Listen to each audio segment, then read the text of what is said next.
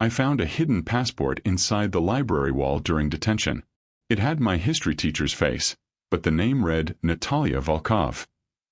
Then she looked up, stared right at me, and whispered one thing. "Lock the door." The detention silence in the library was heavy, broken only by the hum of the HVAC system and the scratching of pencils. Leo, a junior with a scholarship to protect and a curiosity that often endangered it, sat at the furthest table in the back. He wasn't actually studying.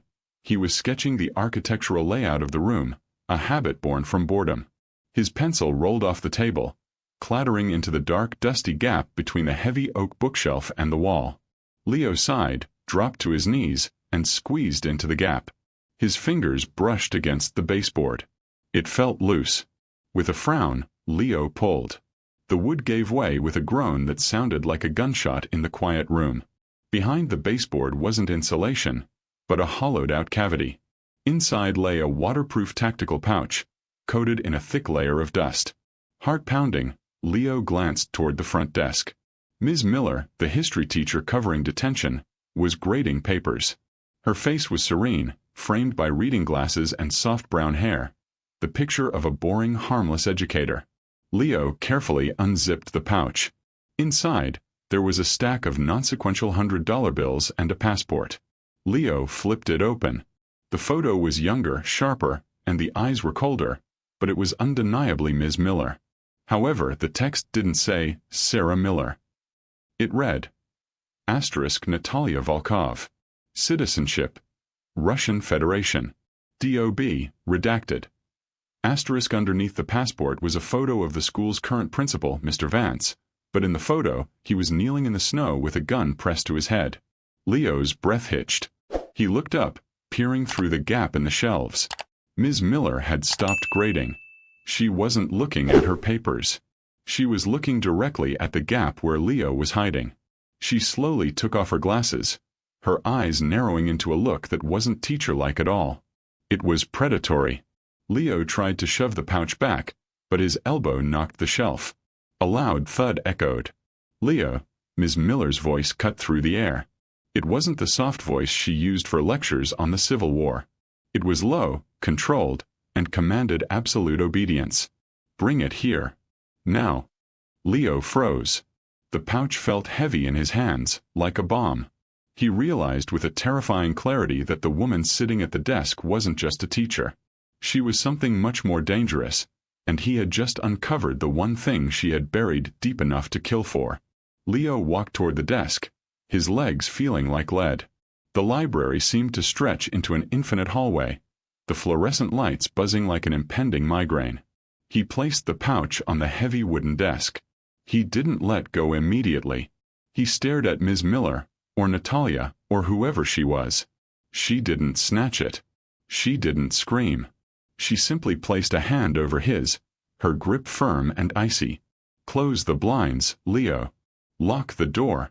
"Ms. Miller, do it." The command was absolute.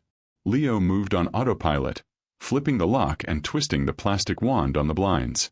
When he turned back, the pouch was gone, vanished into her bag. She was standing now, leaning against the desk, arms crossed. The slouch of the tired history teacher was gone. Her posture was erect, military-grade efficient. "You saw the name," she stated. It wasn't a question. "Natalia," Leo whispered. "And the picture of Principal Vance. Are you going to kill him?" Sarah, or Natalia, laughed, but it was a dry, humorless sound. "If I wanted Vance dead, he would have died of a heart attack 5 years ago, and the coroner would have thanked me." "No, Leo. That photo isn't a threat. It's insurance." She walked around the desk, her heels clicking rhythmically on the linoleum. She stopped inches from him. "That passport is a ghost, Leo. It belongs to a woman who officially died in a warehouse fire in Chechnya. I worked very hard to become Sarah Miller. I grade essays. I chaperone prom. I drink bad coffee in the staff lounge." She leaned in closer. "But someone dug that pouch up from the basement archives and planted it behind that shelf. Someone knows who I am, and they wanted a student to find it. They wanted to trigger a panic." Leo's eyes widened. "Who?" That's what we're going to find out, she said, checking her watch. But right now you are a liability. If the person who planted this sees you leaving this room alive, they'll know I compromised. You have two choices, Leo. You can walk out there and pretend this never happened, in which case you'll likely be in an accident within 24 hours. Or you can help me find out who is trying to burn my cover. Suddenly, the handle of the library door jiggled. Then, a heavy fist pounded on the glass. It was Henderson, the head of campus security. "Open up, Ms. Miller," Henderson bellowed. "Security check." Sarah's eyes locked onto Leo's. "Choice time, kid." Leo didn't hesitate. He nodded. Sarah immediately pointed to a rolling cart of encyclopedias. "Sit behind that. Look terrified. You're in trouble for cheating." She smoothed her blouse, ruffled her hair slightly to look flustered, and unlocked the door. Henderson filled the doorway. He was a massive man, an ex-cop who had been fired from the force for excessive force issues. He wore his security uniform like tactical gear, his thumbs always hooked near his belt. "Mr. Henderson," Sarah said, her voice pitching up an octave, returning to the timid teacher persona. "Is everything okay? I was just reprimanding Leo for—" "Well, it's a disciplinary issue." Henderson pushed past her, his eyes scanning the room. He wasn't looking at Leo, he was looking at the bookshelves in the back, specifically the one with the loose baseboard. He knew. Sarah noted the micro-movement of his eyes. "We had a sensor trip on the back window," Henderson grunted, walking deeper into the room. He stopped right in front of the gap where Leo had found the pouch. He nudged the loose board with his boot. "Buildings falling apart. You hear anything weird back here, Miller?" "Just Leo complaining about the essay prompt," Sarah lied effortlessly. Henderson turned, his eyes narrowing on Sarah. "You sure? You look a little pale, Sarah. You feeling all right? Maybe you need to go home early. I can watch the kid." The threat was veiled but clear. "Leave or I'll make you leave." "I'm fine, Gary." "Really?" Sarah said, stepping between him and Leo. "Leo is actually just leaving. Detention is over." Henderson smirked, a greasy expression that made Leo's skin crawl. "Right. Drive safe, Ms. Miller. Roads are dangerous at night." As Henderson lumbered out, the heavy door clicking shut behind him, Sarah dropped the act instantly. She turned to Leo. He was checking the drop site. "Henderson is the courier." "The courier for what?" Leo asked, standing up, his legs shaking. "This school isn't just a school, Leo," Sarah said, grabbing her bag. "It's a distribution hub. I came here to hide, but it seems I hid inside a lion's den. Henderson is dirty. And if he's the courier, then Principal Vance is the supplier." She tossed Leo her car keys. "Go to the faculty parking lot. Get in the blue sedan. Lock the doors. Do not open them for anyone but me." "Where are you going?" "To the staff room," Sarah said, pulling a slender black USB drive from her pocket. "I need to see what else they have on me." The staff room was dark, illuminated only by the blinking LEDs of the vending machine. The smell of stale popcorn and floor wax hung in the air. Sarah moved like a shadow, slipping past the lounge chairs to the main server terminal in the corner. It was technically for checking emails and printing schedules, but the school's network architecture was lazy. All the admin terminals were linked. She plugged in the USB drive. It wasn't a standard flash drive. It was a decryption tool she had kept from her old life. Lines of code cascaded down the screen, bypassing the login for Principal Vance's private drive. She found a folder named Curriculum_Update_2026. Inside, there were no lesson plans. There were spreadsheets, shipping manifests. Sarah scanned the data. They weren't moving drugs. They were moving data. The school buses were being used to transport high-end servers disguised as engine parts, physically moving laundered cryptocurrency wallets across state lines to avoid digital tracing. It was brilliant, old-school smuggling applied to new-age crime. Then she saw a file named Project Volkov. Her blood ran cold. She opened it. It wasn't a file investigating her. It was a contract. A hit order. Target, Sarah Miller, a.k.a. Natalia Volkov. Client, the syndicate. Payout, $2 million. Asterisk status, active. Location confirmed. Asterisk they hadn't found her by accident. They had been hunting her for years. But the date on the file was from yesterday. Someone had sold her out yesterday. Suddenly, the screen flickered. A message box popped up. Asterisk access denied. Admin alerted. Asterisk Sarah yanked the drive. She had tripped a silent alarm. She spun around to leave, but the door handle turned. It was locked from the outside. The electronic keypad beeped red. They had trapped her. Through the reinforced glass of the door, she saw Ms. Klein, the guidance counselor. Ms. Klein wasn't smiling her usual warm, empathetic smile.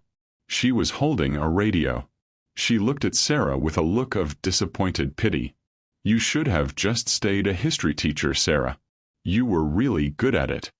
Open the door, Janet. Sarah yelled, dropping the facade entirely. I can't do that, Ms. Klein replied, her voice muffled by the glass. Gary is on his way. He's very upset you intercepted the package. He doesn't like complications. Ms. Klein turned and walked away down the dark hallway, her heels clicking, fading into silence. Sarah was trapped in the fishbowl, and the shark was coming. She looked around. No windows. One door. False ceiling. Sarah dragged a table under the ventilation grate. She wasn't going to wait for Henderson. Sarah kicked off her heels. They were liability now. She climbed onto the wobbly breakroom table, using a butter knife from the sink to unscrew the ventilation grate. It clattered to the floor just as the heavy footsteps of Henderson echoed in the hallway.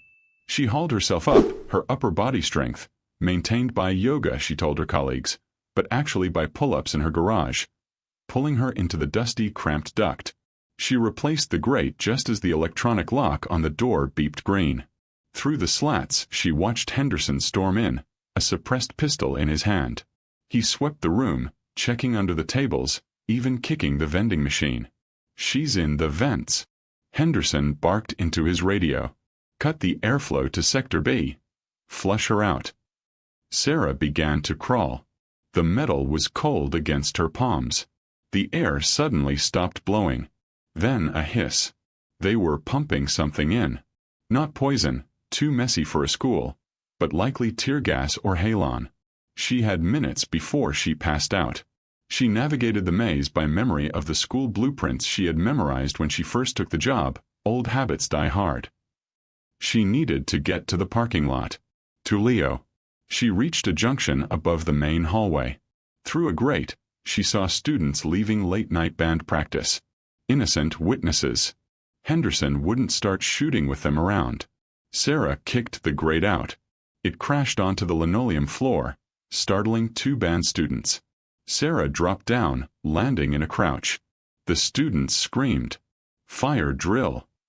Sarah shouted, flashing a badge she hadn't used in a decade. Evacuate the building. Now. The authority in her voice sent them running. But down the hall, Henderson appeared. He didn't care about the witnesses. He raised his weapon. Sarah didn't run away. She ran at him. She zigzagged, using the lockers as cover. Henderson fired. Asterisk thwip, thwip asterisk. Bullets sparking off the metal. She slid into the chemistry lab. Henderson followed, kicking the door open. End of the road, Natalia. Sarah stood by the emergency shower, holding a glass jar of potassium and a beaker of water. Class is in session, Gary. She threw the potassium into the sink full of water. The explosion was instantaneous, a violet flash and a concussive boom that blew the door off its hinges and sent Henderson flying backward into the lockers. Smoke filled the hallway. Sarah sprinted through the haze, stepping over the groaning security guard. She grabbed his radio. Subject is down, she lied into it, mimicking his gruff voice. I need a cleanup crew at the chem lab. She sprinted for the exit. Sarah burst into the cool night air of the parking lot. The blue sedan was there, engine idling. She ripped the door open and slid into the driver's seat. Leo was in the passenger seat, white as a sheet, holding a tire iron. He lowered it when he saw her. "You're covered in soot." Was that an explosion? "Chemistry demonstration," Sarah said, slamming the car into reverse. "Buckle up." She peeled out of the lot, tires screeching. In the rearview mirror, she saw the school's back doors fly open. Principal Vance and 2 men in suits were running out. They weren't chasing on foot. They were running toward the school buses. "They're taking the inventory," Sarah realized. "They know the cover is blown. They're moving the servers." "What servers?" Leo asked, gripping the dashboard handle. "The money. The evidence. If they get those buses across the state line, they vanish. And I take the fall for the explosion and the missing funds.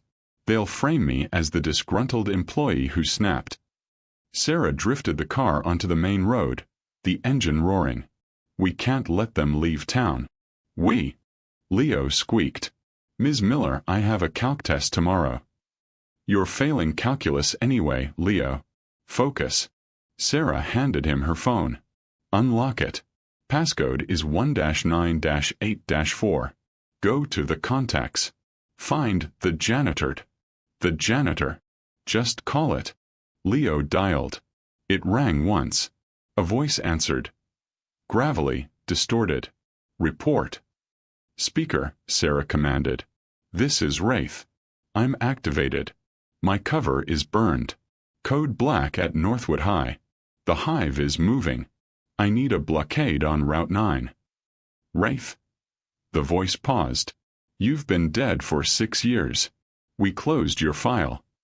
"Well, reopen it," Sarah yelled, swerving to avoid a pothole. "I have a civilian asset with me. I need containment." "Negative, Wraith. We can't deploy on a dead agent's word. You're on your own. If you survive the night, bring us the head of the snake. Then we'll talk." The line went dead. Sarah slammed the steering wheel. Bureaucracy. It never changes. Ahead, the yellow lights of 3 school buses appeared, lumbering onto the highway on-ramp. They were moving in a convoy. "Hold on," Sarah said, her eyes narrowing. She floored the accelerator. The sedan surged forward. "What are you doing?" Leo screamed. "I'm going to teach them a lesson about inertia." The highway was empty at this hour, a ribbon of asphalt under the moonlight. The 3 buses were moving fast, faster than school buses should be able to go, modified engines. Sarah's sedan pulled up alongside the rear bus. The windows were tinted black. Suddenly, the side window of the bus slid down. A man leaned out with a submachine gun. "Get down!" Sarah yelled, shoving Leo's head toward his knees. Glass shattered as bullets raked the side of the car. Sarah swerved hard to the right, slamming the side of her sedan into the bus's rear wheel. Sparks flew. The bus shuddered but held its line. The sedan was too light to push it off the road. "I need to take out the tires." Sarah shouted over the wind rushing through the broken windows. "Leo, take the wheel." "What?" "Grab the wheel. Keep it steady." Leo reached over, his hand shaking, and grabbed the leather rim. Sarah leaned out of her window, the wind whipping her hair. She produced a handgun, a compact SIG Sauer she had retrieved from a hidden compartment under her seat. She aimed. The car bounced. The shooter on the bus fired again, a bullet grazing the roof. Sarah took a breath, finding the comm center she used to access during missions. Asterisk bang. Bang. Asterisk the rear tire of the bus exploded. The rubber shredded, and the heavy vehicle fishtailed violently. The driver lost control. The bus jackknifed, skidding across 2 lanes and crashing into the guardrail, blocking the road. Sarah pulled herself back in and grabbed the wheel, correcting the spin. The other 2 buses were still ahead, accelerating. "One down," she muttered. "You just wrecked a school bus." Leo yelled, looking back at the smoking wreckage. It was empty. "Except for the bad guys," Sarah said, though she wasn't entirely sure. She checked the fuel gauge. Low. "We can't catch the lead bus. Vance is in that one. He's the key. So what do?" "We take a shortcut," Sarah said, eyeing a dirt ramp that led to the old quarry road. "Hold on. This is going to ruin the suspension." She yanked the wheel. The car launched off the highway and onto the dirt track, bouncing violently. They were racing to cut off the convoy at the old bridge. The quarry road was a nightmare of gravel and potholes. The sedan bottomed out twice, metal screeching against rock, but Sarah didn't lift her foot off the gas. They drifted around a hairpin turn, dust billowing behind them in a massive cloud. "There." Sarah pointed. Below them, on the winding lower road, the two remaining buses were snaking toward the Iron Ridge Bridge. It was a narrow, single-lane bridge. If Sarah could get there first, she could bottle them up. "We're not gonna make it," Leo shouted, looking at the distance. "Physics, Leo. Gravity is an accelerator." Sarah aimed the car at a decline that was definitely not a road. It was a steep, grassy hill. "Oh my God, oh my God." Leo covered his face. The car plunged down the slope, sliding more than driving. Sarah wrestled the steering wheel, pumping the brakes to prevent a rollover. They crashed through a wooden fence and landed hard on the asphalt of the lower road, just 50 yards in front of the lead bus. The bus driver honked, the horn blaring like a freight train. Sarah slammed on the brakes and spun the car sideways, blocking the entrance to the bridge. The car stalled. Silence. The lead bus screeched, tires smoking, stopping inches from the passenger door. Leo stared up at the massive grille of the bus, trembling. Sarah unbuckled. "Stay in the car. Keep your head down." She stepped out, standing alone on the bridge, illuminated by the blinding headlights of the bus. She held her pistol at her side. The bus door hissed open. Principal Vance stepped out. He was wearing an expensive suit, now rumpled. He didn't look like a principal anymore. He looked like a CEO of a failing company. He held a revolver. Behind him, Ms. Klein stepped out, holding a tablet. "Natalia," Vance sneered.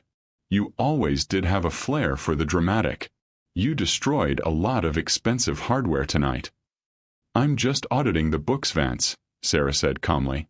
"You're in the red." "Kill her," Vance ordered Ms. Klein. Ms. Klein didn't move.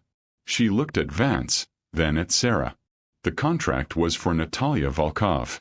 But the file, it had discrepancies. "Janet, shoot her." Vance screamed. "You didn't tell me she was Wraith," Ms. Klein said, her voice cold. "Wraith kills everyone. I don't sign up for suicide missions." Vance raised his gun at Sarah. "Fine. I'll do it myself.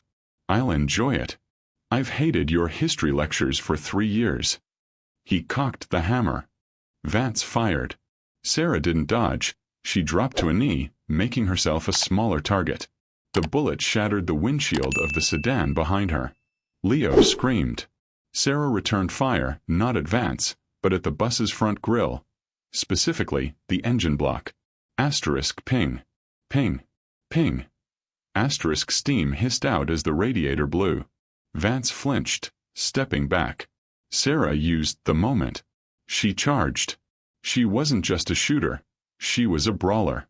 She closed the distance before Vance could aim again. She kicked his knee, hearing a satisfying crack. Vance howled and collapsed. The revolver skittered across the asphalt. Ms. Klein watched, her hand hovering over a hidden holster inside her blazer. "Don't, Janet," Sarah warned, breathing hard, her gun trained on Vance's head. "You're a guidance counselor. You help kids get into college. Don't add accessory to murder to your resume." Ms. Klein hesitated. Then, slowly, she raised her hands. "I just manage the logistics, Sarah. I'm non-combatant." Vance groaned, clutching his knee. "You think this is over? The syndicate. They own the police. They own the town. You can't arrest me." "I'm not arresting you," Sarah said. She reached into her pocket and pulled out the passport Leo had found. She tossed it onto Vance's chest. "That passport," Sarah said, her voice dropping to a whisper. "It's not mine." Vance looked at it. He squinted in the headlights. "Natalia Volkov." "Wait," Vance stammered. "If this isn't you, then who is Natalia Volkov?" "My sister," Sarah said. The emotion in her voice was raw, real. "The one you killed in that warehouse in Chechnya 5 years ago to cover up your first theft. I didn't come here to hide from the law, Vance. I came here to hunt you. I waited 3 years for you to get comfortable. For you to start moving money again." Vance's face went pale. You're not federal." "No," Sarah said. "I'm family." Sirens began to wail in the distance. Real police. State troopers. Sarah looked at Leo, who was peeking over the dashboard. "Leo, get out here. Bring the zip ties from the trunk." Leo scrambled out, grabbed the plastic ties and ran over. He helped Sarah bind Vance's hands. "Is it true?" Leo asked. "About your sister?" Sarah looked at the passport lying in the road. "Partially. History is written by the victors, Leo. Tonight, we write the version that keeps us out of jail." The flashing lights of the police cruisers painted the bridge in red and blue. The police chief, a weary man named Miller, no relation coincidentally, walked over. He looked at the wrecked bus, the bound principal, and the terrified guidance counselor. "Hell of a night for a PTA meeting, Sarah," the chief grunted. He knew. He had always known she was more than a teacher, though he didn't know the specifics. "Found your laundering ring, Chief," Sarah said, handing him the USB drive. "Vance and Klein. Shipping crypto miners and servers using school resources. It's all there." As Vance was shoved into a squad car, he screamed, "She's an assassin. Check her prints. She's Natalia Volkov." The chief looked at Sarah. "You want to explain that?" Sarah reached into her pocket and pulled out her real wallet. She showed her ID. Special Agent Sarah Miller, Department of Treasury, Deep Cover Operations. Leo's jaw dropped. You're actually a Fed?" Sarah smirked. "I told you, Leo. I teach history. Sometimes I have to make it." The twist asterisk later back at the school, the forensic team was clearing out the library. Sarah stood by the gap in the bookshelf. Leo walked up to her. "So," Leo said, "you used the passport of a dead woman, your sister, as a prop to scare Vance?" "I don't have a sister, Leo," Sarah said softly. "But you said—" "I lied." Sarah picked up the fake passport from the evidence bag. She flicked it open. "Vance killed Natalia Volkov, yes. But Natalia was just a code name for an asset I was running. I failed her. I came here to finish her mission." She turned to leave, but stopped. "One more thing, Leo." "Yeah. The passport you found? I didn't plant it." Leo froze. "What? You said someone planted it to burn you." "I thought so," Sarah said, her face grim. "But I checked the security logs again. No one entered the library before you. No one planted it." "Then how?" "It was left there," Sarah said, her voice dropping. "By the one person who could have had it." She flipped the passport over. On the back, written in fresh marker, was a symbol. A black sparrow. "Natalia isn't dead," Sarah whispered, a chill running down her spine. "She's alive. She's here. And she just used you and me to take out her competition." Sarah looked out the window into the dark school grounds. Somewhere out there, the real ghost was watching, clearing the board for her own game. "Class dismissed, Leo," Sarah said, checking the load on her gun. "But the test isn't over."